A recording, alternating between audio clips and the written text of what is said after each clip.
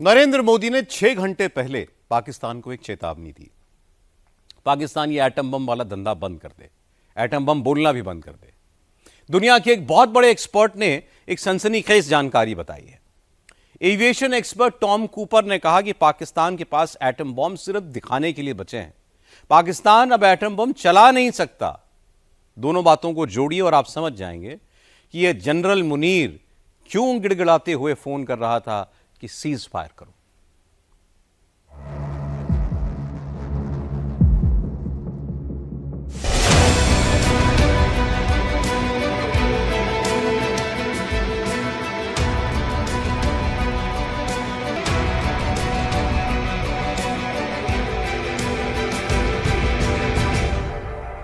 पाकिस्तान के 2 टुकड़े ही न होते, बल्कि मैं समझता हूं शायद 4 टुकड़े हो जाते। पाकिस्तान का बुरा वक्त अभी टला नहीं है। अब की बार 1971 से भयंकर प्रहार होगा। 2 टुकड़ों में बटा पाकिस्तान अब 4 टुकड़ों में बटेगा। भगवान ही जानता है कि पाकिस्तान का क्या होगा। पाकिस्तान के एटम बम धरे रह जाएंगे। एटमी ब्लैकमेल के दिन लद चुके। भारत अब एटम बम की गीदड़ बप्पी से नहीं डरेगा।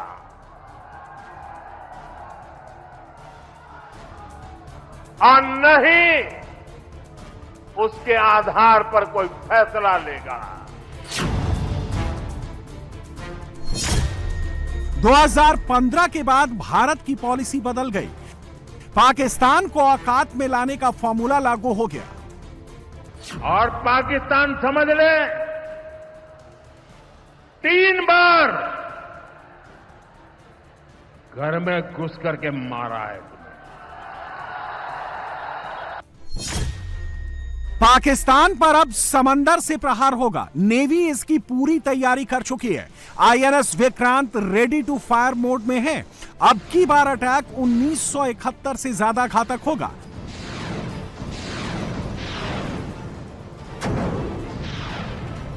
ऑपरेशन सिंदूर के 4 दिनों में नेवी का वार्म अप हो चुका है। अब अगर पाकिस्तान ने कोई जरूरत की तो समंदर से ही सबसे तगड़ा प्रहार होगा।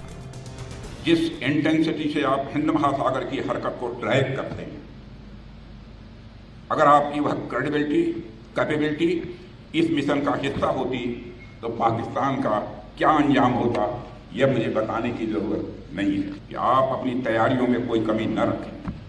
अब तक जो हुआ वह तो वार्म अप था। अब तक जो हुआ वह तो वार्म अप था।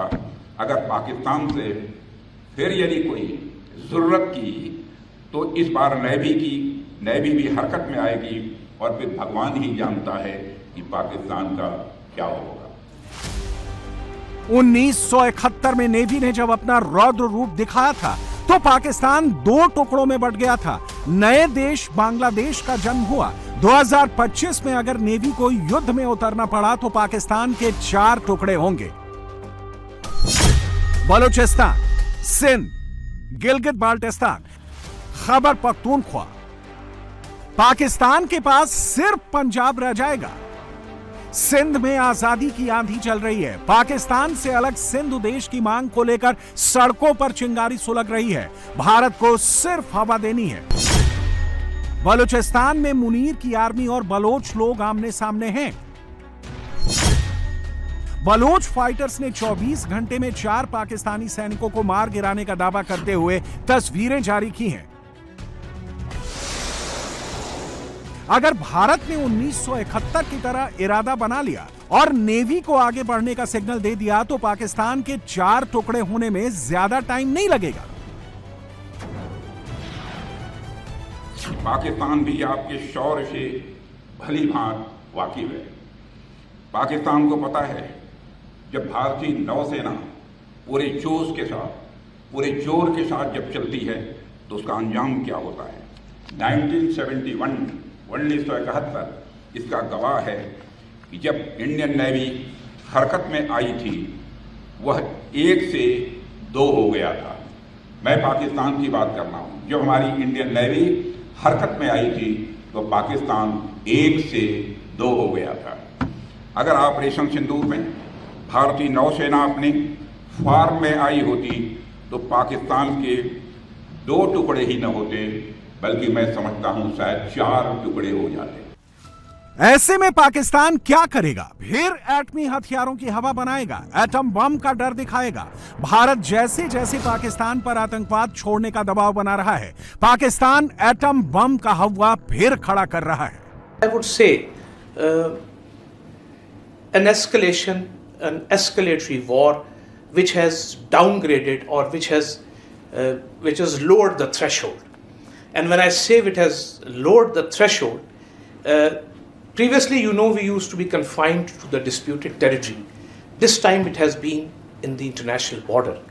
And now in the future even, it will not be restricted to the disputed territory. It would come down to whole of India and whole of Pakistan.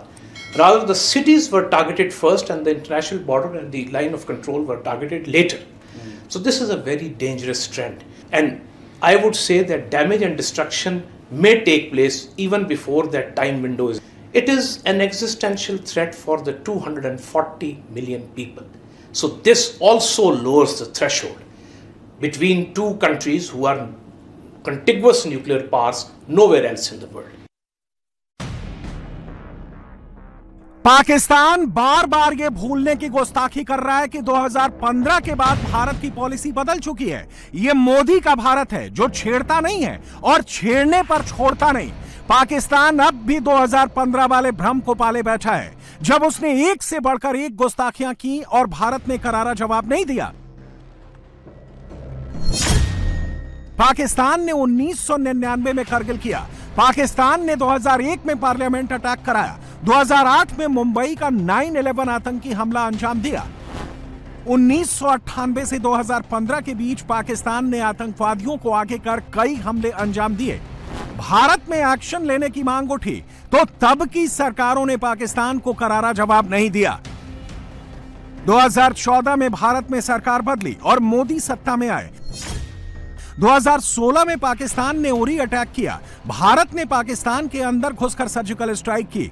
2019 में पाकिस्तान ने पुलवामा किया, भारत ने हवाई सीमा पार की और बालाकोट में धमाका किया। 2025 में पाकिस्तान ने पहलगाम किया, भारत ने पाकिस्तान के भीतर हर शहर में जाकर हमला किया। आगे भी पाकिस्तान अगर कोई हरकत करेगा तो टेररिस्तान की पूंछ कैसे सीधी करनी है, मोदी ने कानपुर में क्लियर कर दिया। आतंक के आका और आतंकी सरपरस्त सरकार को भारत एक ही नजर से देखेगा। पाकिस्तान का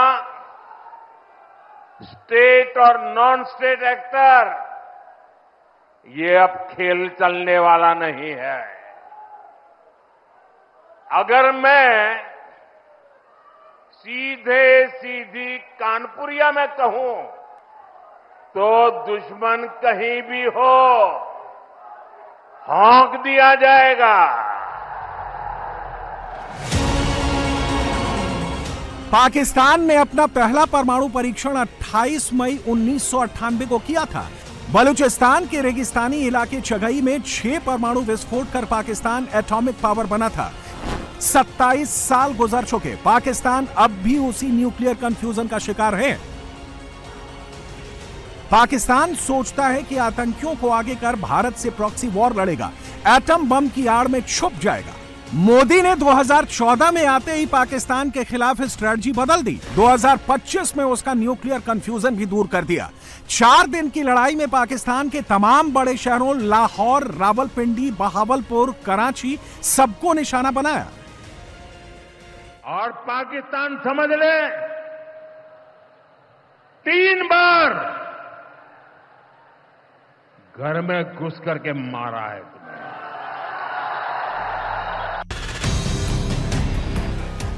अब पाकिस्तान के फ्रंट लाइन मीडिया में इसी बात की चर्चा है कि कैसे 2015 के बाद मोदी ने स्ट्रेटजी बदली, पाकिस्तान के परमाणु अड्डों की दहलीज पर जाकर भारत ने हमला किया। यह एक दिन में नहीं हुआ, इसका टर्निंग पॉइंट बनी 2019 में बालाकोट की एयर स्ट्राइक। जब भारत ने वहां बमबारी की और पाकिस्तान सफाई देने के अलावा कुछ नहीं कर सका। 2025 में भारत ने पाकिस्तान के परमाणु अड्डे किराना हिल्स में हमला कर पाकिस्तान को बता दिया कि वह उसके परमाणु हथियारों से नहीं डरता। पाकिस्तान के पास 170 परमाणु हथियार होने का दावा किया जाता है। भारत के पास 172 परमाणु हथियार हैं। पाकिस्तान की बाबर और अब्दाली मिसाइल परमाणु हथियार ले जा सकती हैं। पाकिस्तान के पास समंदर से परमाणु मिसाइल चलाने की कुव्वत नहीं है। अगर उसके एयरबेस तबाह कर दिए जाएं तो पाकिस्तान की परमाणु क्षमता बहुत सीमित हो जाती है। उसके पास ऐसा फुल प्रूफ मिसाइल सिस्टम नहीं है जो भारत पर परमाणु हमला कर सके। उल्टा जमीन और हवा से दागी जाने वाली उसकी परमाणु मिसाइलों को भारत को पाकिस्तान की सीमा में ही मार गिराने में सक्षम है। दूसरी तरफ भारत 3 तरफ से परमाणु हमला कर पाकिस्तान को भस्म कर सकता है। भारत के पास जमीन से, हवा से और समंदर से परमाणु हमला करने की क्षमता है। भारत की अग्नि सीरीज की मिसाइलें जो 700 किलोमीटर से 8000 किलोमीटर तक परमाणु हमला कर सकती हैं। ब्रह्मोस सुपरसोनिक गति से 300 किलोमीटर दूर तक परमाणु हमला कर सकती है। ब्रह्मोस NG 800 किलोमीटर तक परमाणु हथियार से प्रहार कर सकती है। पृथ्वी सीरीज की बैलिस्टिक मिसाइलें भारत के पास हैं जो 350 किलोमीटर से 650 किलोमीटर दूर तक परमाणु हथियार ले जा सकती हैं।